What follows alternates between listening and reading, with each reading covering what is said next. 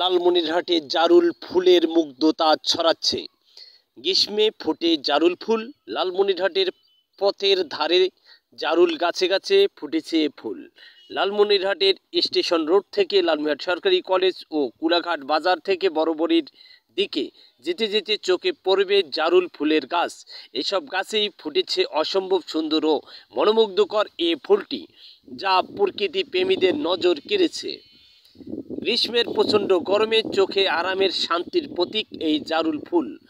মুগ্ধ চোখে চেয়ে থাকে ফুলপ্রেমীরা।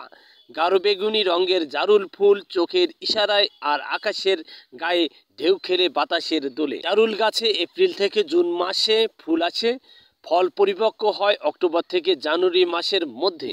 জারুল গাছে যখন ফুলে ফুলে ভরে যায় তখন চারিদিক ঘ্রাণে মোহিত হয় না বটে, দৃষ্টিনন্দন শোভায় সবারই চোখে আটকে যায়।